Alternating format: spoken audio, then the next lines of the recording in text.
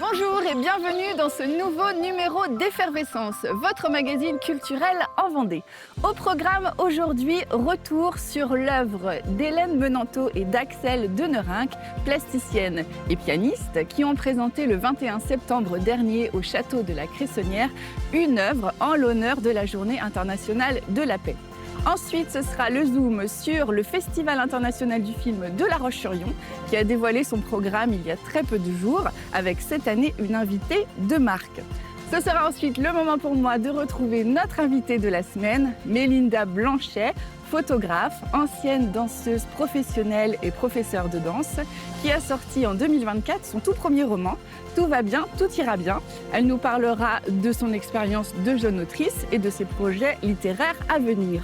En fin d'émission, vous retrouverez l'agenda de la semaine pour ne rien rater des sorties culturelles en Vendée. Effervescence, c'est parti!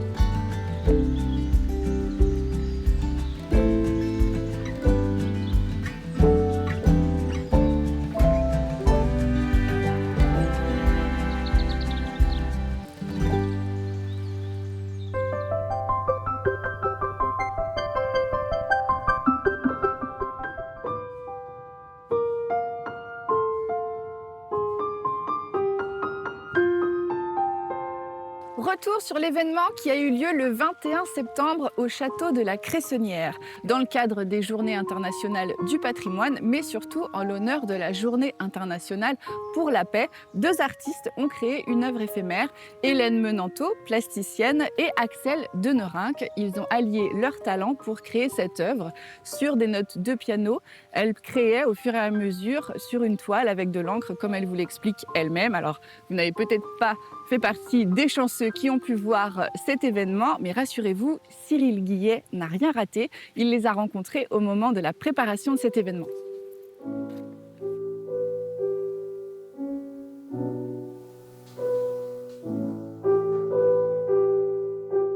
Ultime répétition pour Hélène Menanteau, artiste plasticienne, et Axelle Denerinck, pianiste. Un duo pictural et musical où se mêlent le piano et l'encre, un véritable happening qui sera donné dans le château de la Cressonnière. Avec Hélène, on est parti sur du sans filet parce que ça sera de l'improvisation. Sur une base certes un peu écrite, mais j'ai une courte pièce de 2 minutes de musique baroque de François Couperin. Le lieu va aussi nous nourrir de ses propres vibrations, très probablement, et que donc c'est très inspirant de se sentir dans un bel écrin quand on est dans la démarche créative.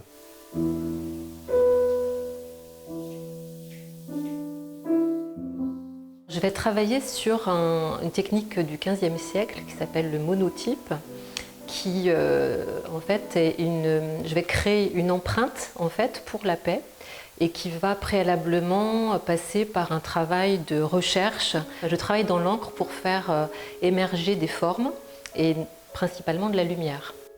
S'inscrivant dans le cadre de la Journée internationale pour la paix, ce duo ouvre un dialogue dédié à toutes les populations victimes de conflits et de guerres. Les deux artistes ont aussi l'envie de travailler dans une acception d'harmonie et de rassembler autour de leur discipline. Dans le contexte international que l'on connaît tous, c'est compliqué de pouvoir agir, on se sent dans l'impuissance. Et il me semble qu'à travers la création, on peut agir, on peut dire des choses. Cette création picturale et musicale, intitulée Pieces for Peace, sera donnée au château de la Cressonnière dimanche 21 septembre à 18h.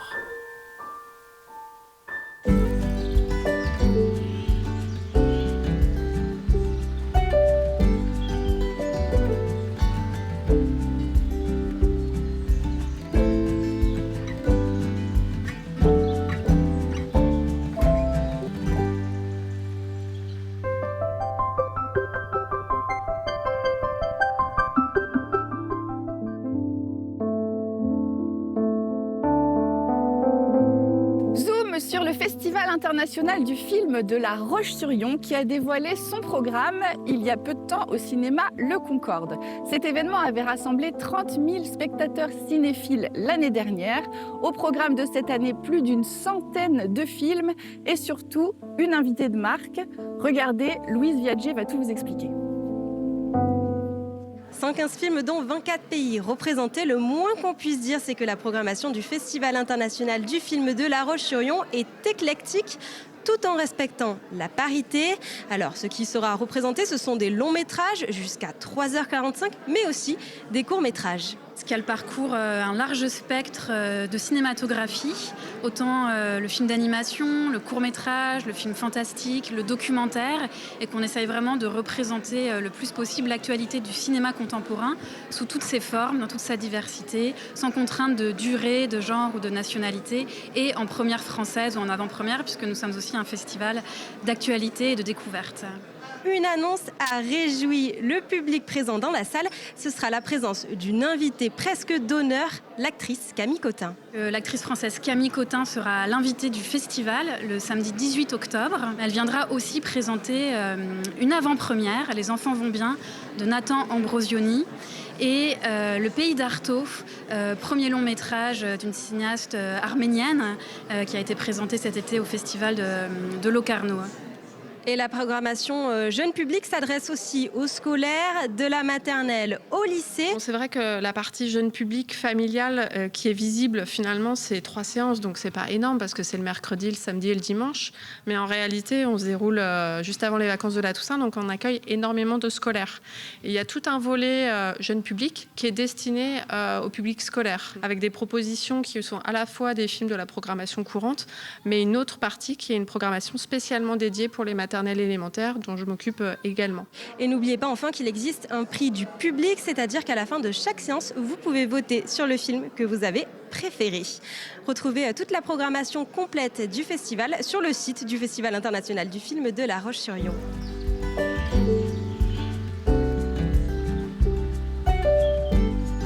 C'est le moment pour moi de retrouver mon invitée de la semaine, Mélinda Blanchet. Elle est photographe, ancienne professeure de danse et danseuse professionnelle qui a sorti son tout premier roman l'année dernière, en 2024, Tout va bien, tout ira bien.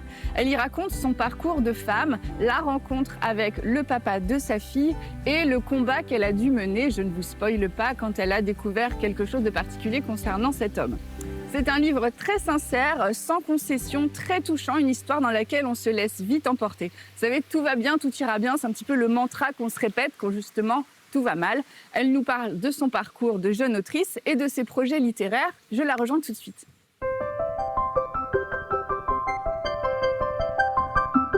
Mélinda, bonjour. Bonjour. Écoute, je suis ravie de te recevoir aujourd'hui pour parler de ton premier roman, Tout va bien, tout ira bien. Donc ton parcours de vie, puisque c'est basé sur ton parcours. Mais à la base, le public te connaît quand même davantage sous ton premier métier, puisque tu es photographe. Exactement. Photographe de portraits, de mariage, un petit peu tout. Exactement. Voilà, et donc tu as sorti ce livre en 2024. Oui. Voilà. Alors, comment est-ce qu'il est né ce projet? Comment est-ce qu'on se dit d'un coup, ça y est, je suis photographe, mais j'ai envie d'écrire un livre? Donc l'idée première, c'était pas d'écrire un livre, c'était plutôt, je me suis servi de l'écriture plutôt comme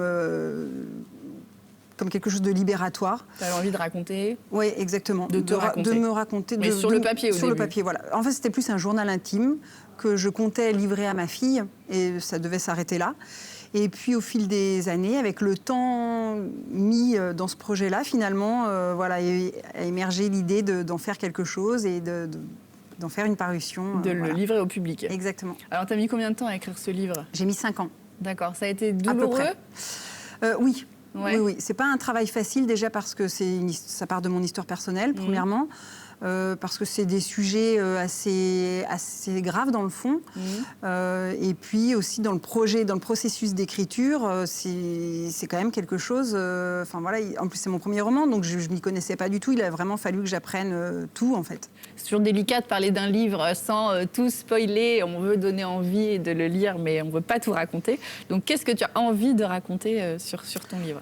Eh bien, qu'est-ce que je pourrais dire? Que c'est l'histoire d'un parcours de vie, donc celui de Sarah et Arnaud, un jeune couple qu'on va suivre sur 12 années, par le regard de Sarah, la narratrice, que ça aborde différentes thématiques comme la quête d'identité, le poids du regard de la société, les peurs limitantes, le regard de la famille. Exactement, ça peut aussi, être le regard de la famille. Les incompréhensions au sein d'une fratrie, d'une famille aussi. Hein. Et au fil des chapitres, donc Sarah nous fait part des doutes qu'elle commence à avoir sur celui qui est devenu son mari, Arnaud, et qui vont réveiller en elle quelque chose qu'elle avait cherché à enfouir, à étouffer, qu'elle nomme la bête. Oui, alors justement, la bête, j'avais noté ça dans le livre, tu en dis, parce que c'est une bête quand même qui te fait beaucoup de mal, hein, et tu disais « Je laisse à la bête l'espace de ma carcasse pour y creuser son terrier à l'aide de ses griffes aiguisées ». Donc cette bête, c'est vraiment quelque chose qui te ronge, hein, qui te forçait à, j'allais dire, à ton insu, hein, quelque part, à te faire du mal. Ça, c'était quelque chose qui était important pour toi de raconter à ta fille aussi. Ça, c'est quelque chose que j'ai mis beaucoup de temps à intégrer au roman. Parce que... J'en parle ou j'en parle pas, c'est la question. Oui, exactement. Jusqu'où... Et puis, une fois que j'ai décidé que j'en parlais, c'est jusqu'où je vais dans la description de ce que ça représente. Est-ce que ça va parler aux gens? Est-ce que je vais pas passer pour une folle? C'est quelque chose de très intime, donc j'avais quand même cette peur-là. Et puis, je me suis dit que c'était pas juste vis-à-vis aussi de ce que je décrivais par rapport à mon histoire, entre Sarah et Arnaud, que si je livrais des choses sur Arnaud, je trouvais ça plus juste de livrer des choses aussi sur Sarah. Oui, que ce soit équilibré, qu'il n'y ait pas que je raconte tout sur lui et moi je me dédouane vraiment complètement. Et ça, c'était important pour toi de raconter toute cette intimité-là aussi à ta fille, puisque c'est aussi ton parcours de femme aussi. Et aller jusqu'à cette intimité-là, tu te sentais OK avec ça ou ça aussi, ça a été difficile? Même pour ta fille, je veux dire. Complètement. Ça aussi, ça a été très difficile déjà de savoir, même avant de savoir que j'allais en faire un roman, de me dire qu'elle allait le lire, c'était quand même des choses qui touchaient l'intimité. Et puis, je me suis dit qu'elle allait devenir une femme. Oui, voilà, c'est ça. Et que... C'est la vie aussi. Voilà, c'est ça. Et que les sujets tabous font souvent de mauvaises choses. Oui. Donc, qu'il était important. Oui, exactement. Alors c'est un livre aussi dans lequel il y a des passages très difficiles, mais il y a aussi énormément d'humour. Donc ça, c'était quelque chose qui était important pour toi de réussir à y placer quand même des petites notes d'humour et puis que ça reflète au plus près ta personnalité. Exactement. Et d'ailleurs, c'est quelque chose qui ressort beaucoup quand les gens me parlent du roman. Ils ont la sensation que c'est moi qui leur lis certains passages, que je suis avec eux dans leur lit, en train de leur lire le livre. Et oui, en tous les cas, ils ont l'impression de m'entendre quand ils le lisent. Et ça, c'est quelque chose qui t'a surprise toi-même à l'écriture? Non, parce que je le vois bien, je l'ai bien vu dans le processus d'écriture, que j'écrivais comme je parlais un peu. Donc voilà. C'est quelque chose, par contre, qui m'a limitée parfois, où je me suis dit, je vais peut-être un peu trop loin dans la vanne ou dans... Ah oui, oui, c'est vrai qu'il y a des petites vannes. Voilà. Donc je me suis censurée quand même. D'accord. Et alors, donc, raconte-nous un peu comment ça se passe quand on a finalement écrit ce livre. Bon, il est fini. Tu l'écris pour ta fille. C'est la première personne à qui tu le fais lire? Exactement. C'est la première personne à qui je le fais lire. Qui l'a lu, vu que ça a été un processus de 5 années, je lui ai fait lire une première version qui ne l'a pas plus... elle était plus jeune et... je sais pas. Après, vraiment, la première version était vraiment très différente. Il y a beaucoup de choses que tu as changé depuis. Que j'ai changé, voilà. Donc elle l'a lu et puis elle t'en a fait un retour mitigé. Oui, voilà. Ok. Bon, je l'ai lu, très bien, maman, merci. Et puis, quand je lui ai fait lire, j'étais pas encore vraiment sûre que j'allais le sortir. J'étais pas sûre. Donc il y avait Et quand la date est arrivée et que je lui ai dit il va sortir, là, elle a pris le temps de le lire et là, pour le coup, ça l'a bouleversée et puis. Ça n'a pas eu le même impact. Ça n'a pas eu du tout le même impact. Maintenant que ton livre il est sorti, t'as quel sentiment? T'as un sentiment d'achèvement, de satisfaction? T'as envie d'encore? C'est quoi? Comment on se sent? De fierté, d'abord, parce que je suis allée au bout de ce projet-là, alors que quand je regarde en arrière, ça a vraiment été difficile. Je ne vais pas dire le contraire. Oui, ça a été difficile, donc je suis fière de ça, d'être allée au bout de la démarche, après avoir eu envie plusieurs fois d'abandonner. Un sentiment d'envie, oui, encore quoi. Ouais, bah oui. Ouais, avec les rencontres, bah oui, alors justement, quel est le retour là, tu as eu le retour de tes proches au début. Donc là, tu as fait pas mal de salons littéraires sur la première année, de rencontres avec le public, de dédicaces. Quel est le retour du public? C'est très, très positif. C'est vraiment, j'ai de très bons retours. C'est essentiellement dans les avis aussi qui sont laissés sur Amazon, sur Google. Les mails que je reçois, c'est vraiment que du positif. Soit les gens s'y retrouvent dans les références données ou bien dans l'histoire sur différentes thématiques. Les histoires de vie qui leur sont arrivées et qui sont proches de ce qui t'est arrivé. Exactement. Donc ça parle aux gens et les gens sont bouleversés. Ce qui ressort beaucoup, c'est que c'est un livre qui se lit très vite. C'est vrai. Et que ça touche, Ça touche tout de suite. Ouais. Alors, quelle est la suite à donner à ce livre? On a envie d'en écrire un autre, mais ou pas? Ou quels sont tes projets? Eh bien, donc le second est en cours d'écriture. Ah, ouais. Très bien. Je me donne pas de date, je me laisse le temps de faire je prends le temps qui sera nécessaire. Ok. On peut en connaître le thème, l'objet. Alors c'est la suite du premier roman, donc de Tout va bien, tout ira bien, mais qui sera beaucoup plus fictionnel, qui part d'éléments vrais quand même. De ta vie, exactement, mais pas uniquement. Mais qui ensuite dérive en fiction. Et enfin, une dernière question à tous ceux qui nous regardent et qui rêvent d'écrire un premier roman comme toi. Quels conseils précieux tu pourrais leur donner? De ne pas lâcher, de vraiment garder la foi. Le courage. Le courage, ouais. Et de se faire entourer. De se faire entourer de gens bienveillants et qui vont aussi... ne pas hésiter à se faire entourer de gens qui peuvent corriger, qui peuvent apporter un regard. C'est hyper important, ça, vraiment d'avoir différents retours. Et puis ça encourage aussi, ça donne un avis un peu plus professionnel et ça peut aider au début quand on a un milliard de peurs de se lancer. Plein d'envie, plein de dessus, exactement. Bon, très bien, merci beaucoup Mélinda. Merci. On a hâte de découvrir le prochain roman. On remercie au passage le White Hop aux Essarts qui nous a accueillis pour cet entretien aujourd'hui. À bientôt Mélinda. À bientôt.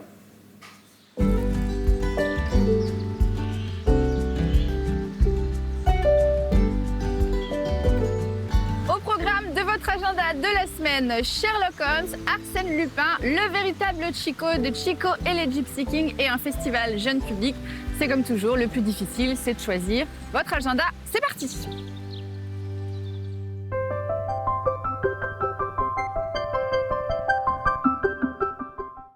Quand le plus grand détective affronte le plus grand des voleurs, c'est Sherlock Holmes contre Arsène Lupin, une comédie policière familiale. Rendez-vous au quai Jean-Bart à Noirmoutier-en-l'Île, vendredi 10 octobre à 20h30. Chico and the Gypsies à la basilique Saint-Louis-Marie-Grignon de Saint-Laurent-sur-Sèvre, le jeudi 16 octobre à 20h. Venez profiter d'un voyage musical unique, pensez à réserver. Comment expliquer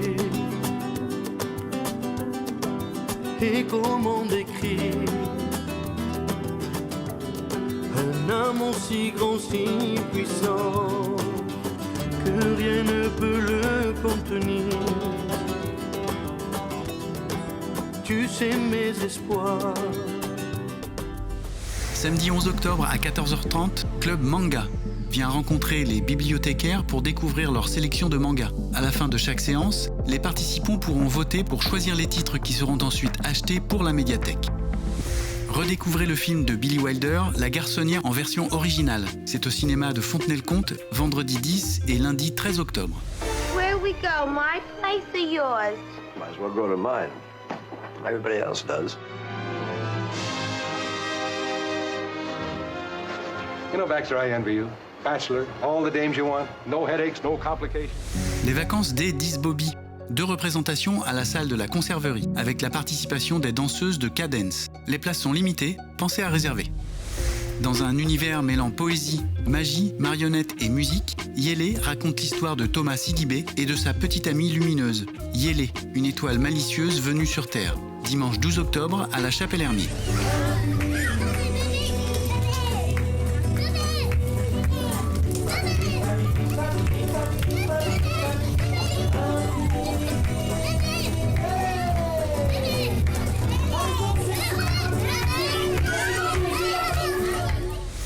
Pour finir, les Enfantaisies scolaires à Saint-Jean-d'Hermine. C'est un festival jeune public du lundi 13 au vendredi 17 octobre. Effervescence, c'est terminé pour aujourd'hui. Alors vous le savez, vous pouvez bien sûr retrouver cette émission sur le site de TV Vendée. Et cette émission se fait avec vous. Donc si vous êtes à l'origine d'un événement culturel sur la Vendée, n'hésitez pas à m'en faire part à l'adresse qui s'affiche en bas de votre écran. De mon côté, je vous retrouve la semaine prochaine pour de nouvelles rencontres culturelles en Vendée.